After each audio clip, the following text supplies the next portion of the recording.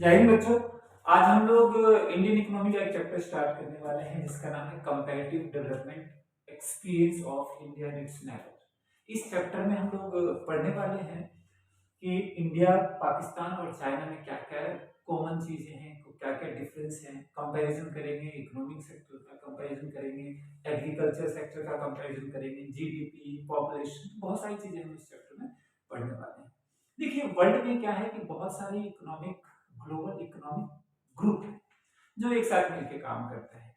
जैसे रसिया है, हम हैं, ब्राजील है, चाइना है, बहुत सारे कंट्री ऐसे हैं जो ग्रुप के साथ काम करते हैं और आपस में अपने रिसोर्सेज को शेयर करते हैं, अपने टेक्निक को शेयर करते हैं, अपने ह्यूमन पावर को शेयर करते हैं, अपने ह्यूमन रिसोर्सेज को शेयर करते हैं, है ना, अपने सॉफ्टवेयर, बहुत सारी चीजें शेयर करते हैं। तो ये जो है इसे बोलते हैं इकोनॉमिक ग्रुप या ग्लोबल इकोनॉमिक ग्रुप। बहुत सारी कंट्री हैं जो करती है, एक साथ ग्रुप बनाती है। इसमें से दो चार हैं, जैसे मान लीजिए G8 है, G20 है, सार्क है south Asian association of regional cooperation, south Asian association of regional cooperation, जो कि 1985 में एस्टेब्लिश हुआ था। और एक एशियन है, ASEAN, association of south east Asian nation, जो कि 1967 में। और एक ग्रुप है ब्रिक्स, BRICS, ब्राजील, रसिया, इंडिया, चाइना और साउथ अफ्रीका। ठीक है ना। तो ये सारी चीजें हैं, ये सारी इन सब जितने भी हैं ये इन सबको बोलते हैं ग्लोबल इकोनॉमिक ग्रुप, जो एक साथ मिलके काम करते हैं। तो इंडिया जो है वो है आपका सार्क, इंडिया है सार्क, ब्रिक्स और G20 का ग्रुप। ठीक है, तो इंडिया किस किस का ग्रुप है? सार्क, ब्रिक्स और G20 का ग्रुप। तो ये क्या है? इकोनॉमिक ग्रुप है जो एक साथ मिलकर काम करते हैं, चाहे टेक्निक में हो, चाहे वो रिसोर्सेज, मिलिट्री, डिफेंस, बहुत सारे एडमिनिस्ट्रेटिव वर्क हो गया, टेक्निकल, तो बहुत सारी चीजें हैं। इसे बोलते हैं ग्लोबल इकोनॉमिक ग्रुप जो एक साथ मिलकर काम करते हैं। चलिए, तो हम लोग इस चैप्टर में जो पढ़ने वाले हैं कंपैरेटिव डेवलपमेंट जो हम करेंगे इंडिया और इसके नेबर के साथ। तो सबसे पहले डेवलपमेंट पार्ट देख लेते हैं तीनों कंट्री का। डेवलपमेंट पार्ट क्या है तीनों कंट्री का? तो सबसे पहले इंडिया की बात करते हैं। देखिए, all these three countries, देखिए बेटा, all three countries have similar development path। कैसे? तो डेवलपमेंट स्ट्रेटेजी की बात करें, डेवलपमेंट स्ट्रेटेजी की, तो सबसे पहले इंडिपेंडेंट की बात करो। तो देखिए, इंडिपेंडेंट जो है, इंडिया और चाइना की बात करें तो इंडिया और पाकिस्तान की, तो दोनों इंडिया और पाकिस्तान 1947 में इंडिपेंडेंट हुए थे। 1947 पाकिस्तान भी 1947 में, पाकिस्तान भी 1947 में इंडिपेंडेंट हुआ। और चाइना जो पहले था peoples of republic China established हुआ था, peoples of republic China established in 1949। तो सबसे पहले कॉमन चीजें क्या है कि तीनों कंट्री का देख लीजिए, स्टार्टिंग में सिंगल वे ना, इंडिया, पाकिस्तान और peoples of republic China 49 around आसपास ही तीनों डेवलपमेंट स्ट्रेटजी स्टार्ट हुई। नेक्स्ट देखते हैं यहाँ पे। उसके बाद 5 ईयर प्लानिंग की बात करते हैं। 5 ईयर प्लानिंग तीनों कंट्री में आया।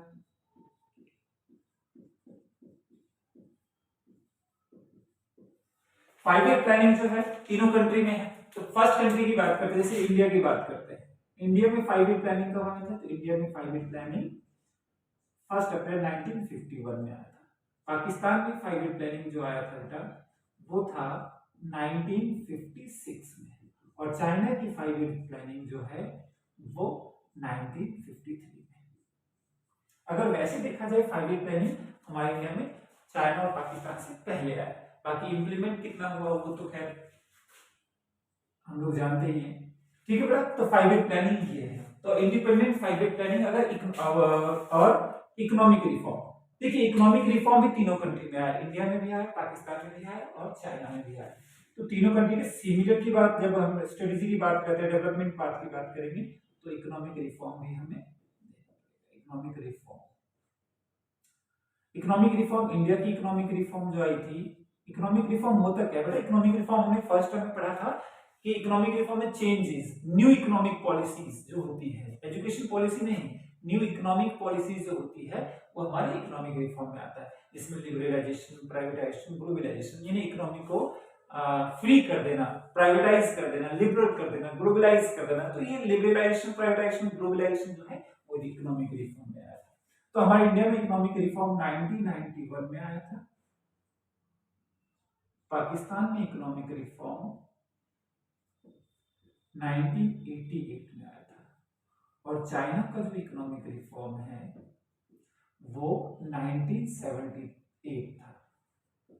यानी हम ये कह सकते हैं कि चाइना में इकोनॉमिक रिफॉर्म इंडिया और पाकिस्तान से पहले आया, यानी चाइना हमसे बहुत साल पहले ही उन्होंने क्या किया, अपने रिसोर्सेज को, अपने इकोनॉमी को लिबरल कर दिया, रिकंस्ट्रक्ट कर दिया, जिससे क्या हुआ कि चाइना की इंडस्ट्रियल पॉलिसी, जो इंडस्ट्रीज हैं, चाइना के जो ट्रेडिंग पैटर्न है वो हमसे ज्यादा है। और ये जब भी कोई भी इकोनॉमिक रिफॉर्म करती है या एलपीजी लाती है, इसका मतलब होता है कि उनको फॉरेनर इन्वेस्टर्स को अट्रैक्ट करना है, या अपनी इकोनॉमी को लिबरल करना है, अपनी इंडस्ट्रियल पॉलिसी को लिबरल करना है, अपने गवर्नमेंट के सेक्टर्स को प्राइवेटाइज करना है।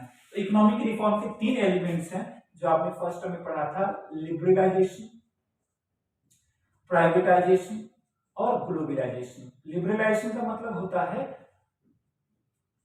Removal of unwanted restrictions from trade barriers. जो अनवांटेड रेस्ट्रिक्शंस हैं उससे अगर आप हटाते हो तो लिबरलाइजेशन होता है। प्राइवेटाइजेशन का मतलब होता है transfer of government ownership from public sector to private sector, public sector से प्राइवेट सेक्टर, प्राइवेटाइजेशन आ जाएगा। ग्लोबलाइजेशन क्या होगा, integration of Indian economy of world with world economy, या इंटीग्रेशन ऑफ टू इकोनॉमीज। या हम ये कह सकते हैं कि ग्लोबलाइजेशन का मतलब होता है इंटरडिपेंडेंट होना, एक कंट्री दूसरी कंट्री पे इंटरडिपेंडेंट है, यानी हमारी चीजें वहां जा सकती है, उनकी चीजें हमारे इंडिया में आ सकती है। कहने का मतलब ये है कि हमारी चीजें उनके कंट्री में जा सकती है और उनकी गुड्स सर्विसेज हमारे इंडिया में आ सकती है, हमारी टेक्नोलॉजी वो यूज कर सकते हैं, हम टेक्नोलॉजी यूज कर सकते हैं। ग्लोबलाइजेशन का मतलब होता है इंटीग्रेशन, इंटीग्रेशन का मतलब दो इकोनॉमी को मिलाना, या दो इकोनॉमी एक दूसरे पे डिपेंडेंट है। तो ये इंडिया में 91 में आया था, पाकिस्तान में 1988 में, और चाइना में 1978 में। अब आगे देखिए हमारे 5 ईयर प्लानिंग, पाकिस्तान चाइना तीनों कंट्री में आया था। पाकिस्तान चाइना 5 ईयर प्लानिंग को कंटिन्यू कर रहा है, और इंडिया ने 2015 में 5 ईयर प्लानिंग को स्टे कर दिया। और हमारे नीति आयोग ने स्टार्ट किया 15 इयर्स विजन, जो नीति आयोग ने स्टार्ट किया, नीति आयोग हमारे इंडिया में बन चुका है 2015 में। तो 5 ईयर प्लानिंग हमारे इंडिया में बंद हो चुका है, ठीक है। तो ये हमारा डेवलपमेंट पाथ है जो कॉमन है, जो इंडिया पाकिस्तान चाइना में अगर देखिए तो सिमिलर वे से हम लोगों ने अपने डेवलपमेंट स्ट्रेटेजी को स्टार्ट किया था। इंडिपेंडेंट भी एक टाइम लगभग एक ही टाइम पे हुए, 5 ईयर प्लान तीनों कंट्री में हुआ, इकोनॉमिक रिफॉर्म तीनों कंट्री में हुआ, ठीक है। तो हम अब ये तो कॉमन चीजें होंगी, ये डेवलपमेंट पाथ हो गया। अब तीनों कंट्री में कंपैरिजन हम करेंगे। कंपैरिजन करने से पहले तीनों कंट्री के बारे में थोड़ा सा शॉर्ट एनालाइज कर लेते हैं, उसके बाद हम डिस्कस करेंगे। देखिए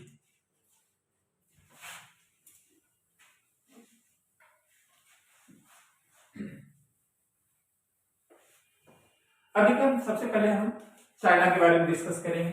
चाइना,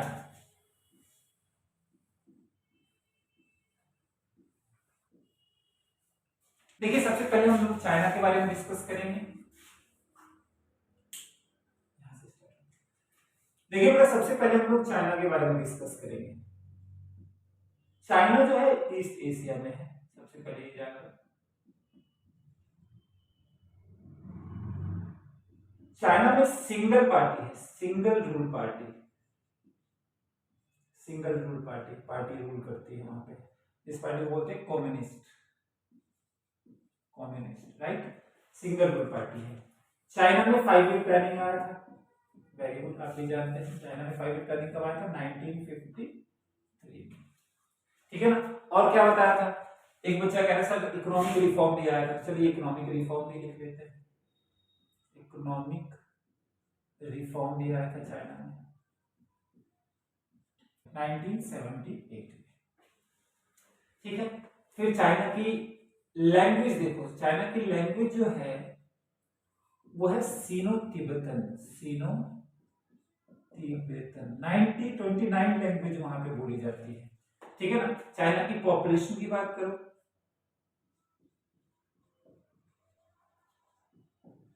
चाइना की पॉपुलेशन जो है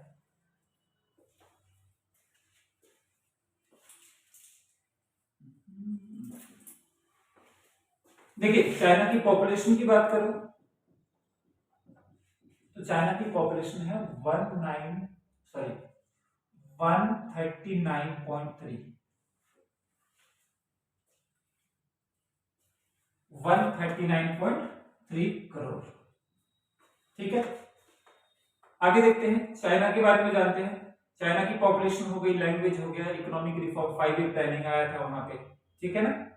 और चाइना जो है वर्ल्ड का लार्जेस्ट है पॉपुलेशन वाइज। वैसे एरिया वाइज देखें तो largest, third largest country in the world है, after third largest country in the world after number 1 पे है एंड कनाडा एरिया वाइज। ठीक है, रसिया और कनाडा के बाद क्या है, China third largest country in the world है। और चाइना में क्या है कि एक सिंगल पार्टी है जिसे बोलते हैं कम्युनिस्ट पार्टी। ठीक है बेटा, देखिए चाइना में क्या है, बहुत सारी पॉलिसीज आई। चाइना में 1958 से पहले क्या हुआ, 1958 से पहले कि चाइना में ड्रॉट आ गया, सूखा पड़ गया। ड्रॉट आने की वजह से 30 मिलियन पॉपुलेशन की डेथ हो गई, यानी 3 करोड़ हम कह सकते हैं पॉपुलेशन की डेथ हो गई। तो वहां पे एक पॉलिसी लाई गई जो बहुत ही इंपॉर्टेंट है एग्जाम के पॉइंट ऑफ व्यू, जिसका नाम था great leap forward. Great leap forward policy, great leap forward यानी GLF कैंपेन बोलते हैं इसको, कैंपेन। माओ जिडोंग एक चेयरमैन थे माओ जिडोंग, चेयरमैन माओ जिडोंग ने स्टार्ट किया। कब स्टार्ट किया, तो ये 1958 में स्टार्ट हुआ। हुआ क्या था कि चाइना में सूखा पड़ने की वजह से बहुत सारे 30 मिलियन पॉपुलेशन की डेथ हो गई थी। 3 करोड़ पॉपुलेशन, 30 मिलियन का मतलब 3 करोड़। तो वहां पे माओ जेडोंग चेयरमैन ने एक प्लानिंग स्टार्ट किया, एक कैंपेन स्टार्ट किया, ग्रेट लीप फॉरवर्ड 1958 में, जिसका मेन ऑब्जेक्टिव था कि हमारी चाइना एग्रियन इकोनॉमी को, चाइना की एग्रियन इकोनॉमी को मॉडर्न इकोनॉमी में कन्वर्ट करके इंडस्ट्रियलाइजेशन किया जाए। ठीक है ना, इंडस्ट्रियलाइजेशन प्रोसेस को ज्यादा फोकस किया जाए, क्योंकि एग्रियन इकोनॉमी यानी सूखा पड़ने की वजह से चाइना के लोग जो है, बहुत सारे लोग मरने लग गए थे। तो उन्होंने सोचा हम लोग इंडस्ट्रियलाइजेशन पे ज्यादा हम फोकस करते हैं। तो उन्होंने क्या किया, ग्रेट लीप फॉरवर्ड कैंपेन किया। इसका मेन एम क्या था, इसका मेन एम था ट्रांसफॉर्म the agrarian economy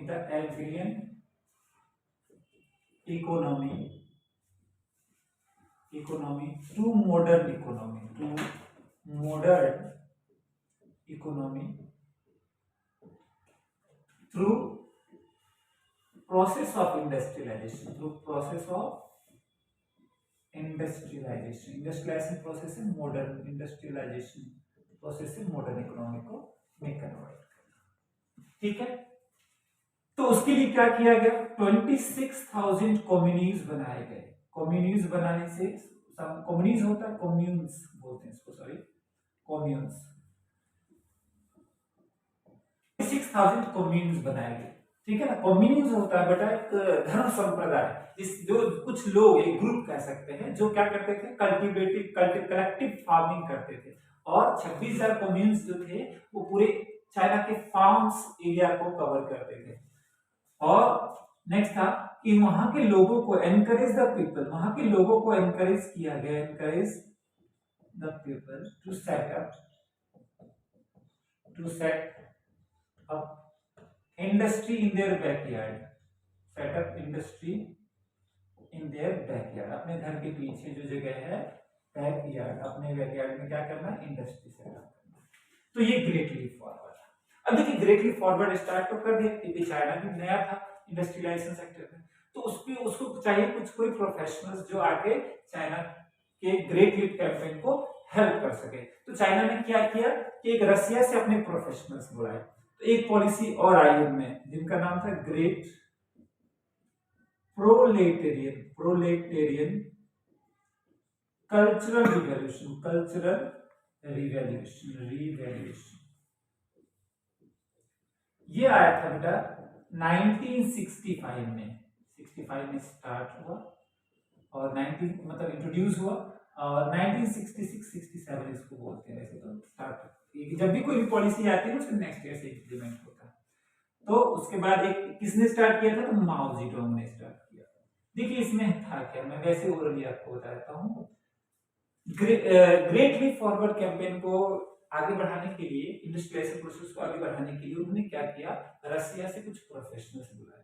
रसिया से जो प्रोफेशनल्स आए थे वो चाइना के लोगों को, उनके स्टूडेंट्स को इंडस्ट्रियलाइजेशन प्रोसेस के बारे में ज्ञान दे रहे थे, नॉलेज दे रहे थे। लेकिन जब रसिया और चाइना में कन्फ्लिक्ट हुआ तो रसिया ने अपने प्रोफेशनल्स बुला लिए चाइना से कि आप रहने दीजिए, आप आ जाइए, उनको छोड़ दीजिए उस हिसाब से। अब सोचो चाइना ने तो आधा ही सीखा था रसिया से, अगर पूरा सीख लेता तो रूस से भी आगे चला जाता चाइना, ठीक है ना। तो चाइना की ये पॉलिसीज आई थी, इकोनॉमिक रिफॉर्म भी आया था, आपने पढ़ ही लिया है। तो चाइना में ये सारी पॉलिसी आई। हाँ, चाइना ने बहुत सारे एक स्पेशल इकोनॉमिक जोन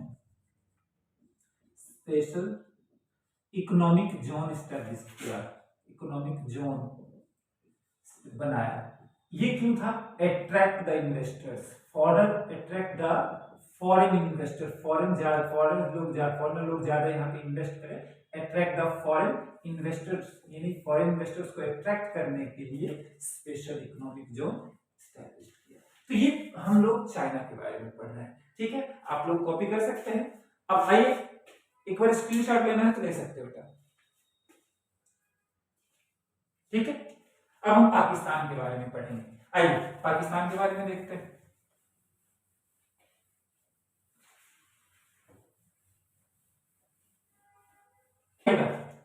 अब पाकिस्तान के बारे में हम देखते हैं, पाकिस्तान के बारे में उसे स्टडी कर लेते हैं, फिर हम कंपैरिजन करेंगे। देखिए पाकिस्तान की बात करते हैं।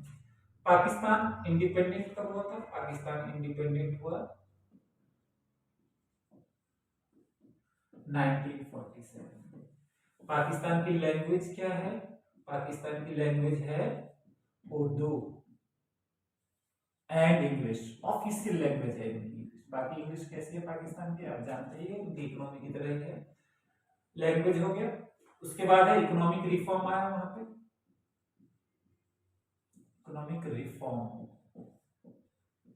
इकोनॉमिक रिफॉर्म पाकिस्तान में आया था 1980। हमसे पहले इकोनॉमिक रिफॉर्म पाकिस्तान में आया, लेकिन ग्रोथ, रिसोर्सेज नहीं होने की वजह से वो ग्रोथ नहीं कर पाए। आइए ये इकोनॉमिक रिफॉर्म, तो रिसोर्सेज होने की वजह से वो ग्रोथ नहीं कर पाए। आगे देखते हैं, इकोनॉमिक रिफॉर्म हो गया, उसके बाद हम देखते हैं क्या क्या चीजें हैं वहां की। हाँ, पॉपुलेशन की बात करें, पॉपुलेशन 21.2 करोड़ है, यानी हमारे उत्तर प्रदेश से भी कम है, ठीक है, पॉपुलेशन इतनी है उनकी।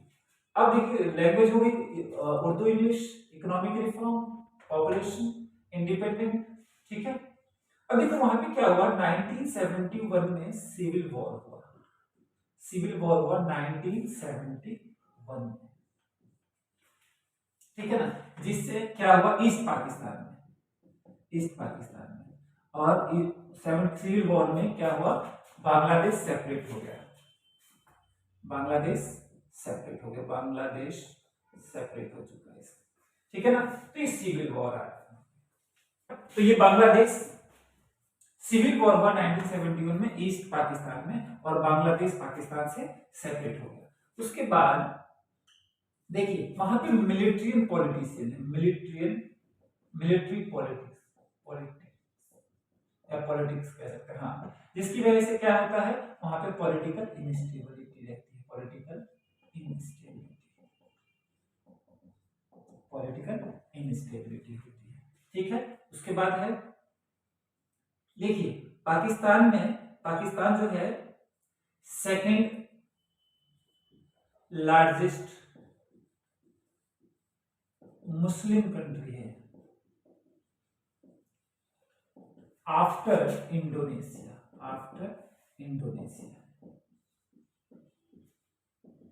ठीक है, और ठीक है, Muslim country after Indonesia. Pakistan area, देखिए पाकिस्तान की एक जगह है पंजाब में, एक सिंध जो जगह है जो पाकिस्तान में चला गया सेपरेशन, वो रिच फूड प्रोसेसिंग एरिया है, तो वहां पे एग्रीकल्चर होता है वेस्ट सिंध में। चलिए आगे नेक्स्ट है बेटा, इकोनॉमी कौन सी फॉलो करती है पाकिस्तान? मिक्स्ड इकोनॉमी है, हमारी तरह ही है वो भी। उसके बाद नेक्स्ट देखिए, वहां पे भी ग्रीन रिवॉल्यूशन आया, बहुत सारी पॉलिसीज वहां पे भी आए थे, ग्रीन रिवॉल्यूशन।